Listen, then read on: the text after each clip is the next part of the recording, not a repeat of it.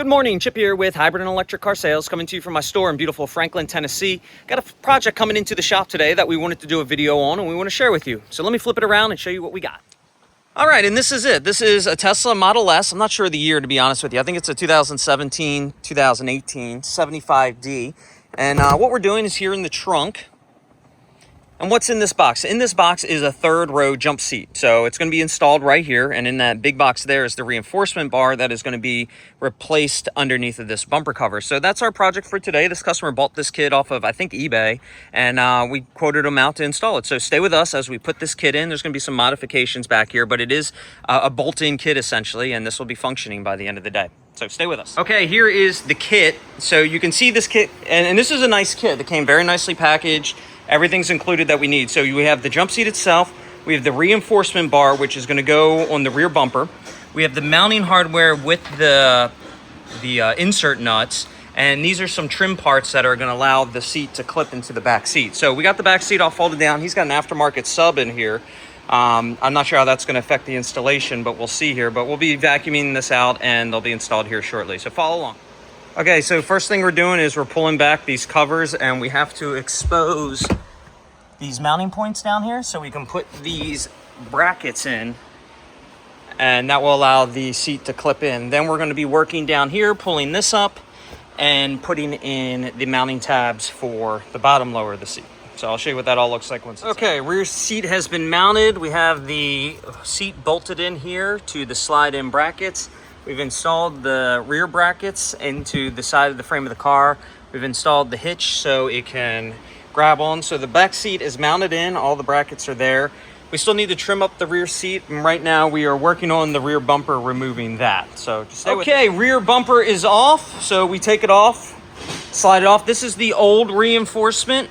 This is going to be the new reinforcement. So it's just 4 bolts on each side that we're going to take off, and I'll show you what it looks like when it's done. Just comparing these two real quick. I mean, this is just some flimsy cheap sheet metal. This is actually an extruded piece of steel here. So I can definitely see this is what it looks like underneath of it. So this will be a nice reinforcement.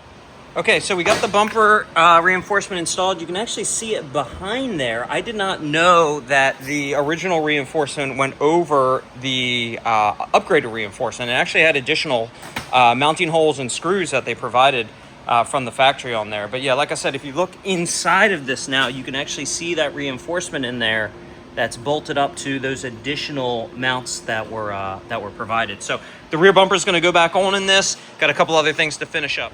All right, making some progress. Got the bumper back on, speakers back in, all the trims back on, all the mounts are in. We just got to cut the back seat now. So let me show you what that looks like. Okay, in the back seat now, I'm cutting out the seat portions to get to the bar, and we have a trim piece that's going to go in here so the back seats can lock down. So that's what I'm working on next. Just using a razor blade to... All right, all finished. Had to cut it all the way out. Got it all flush mounted back in there. Looks nice and perfect. All right, let's try it out. All right, got the job all finished. Ran into a hiccup, and I'm going to share this with you. So if you were thinking about doing these seats yourself, this is something to look out for. So we got them all bolted in. All that went fine. Got the switch in underneath of there so you can see the switch. Got everything mounted in, but what does not fit is these brackets here. Now look there. See how that hook, zoom in on that. See how this hook is not on the bracket?